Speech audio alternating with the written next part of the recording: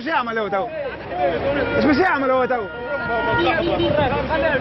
ايش بس يعملوا تو؟ يعني خرجوا البيت هذوك وبعد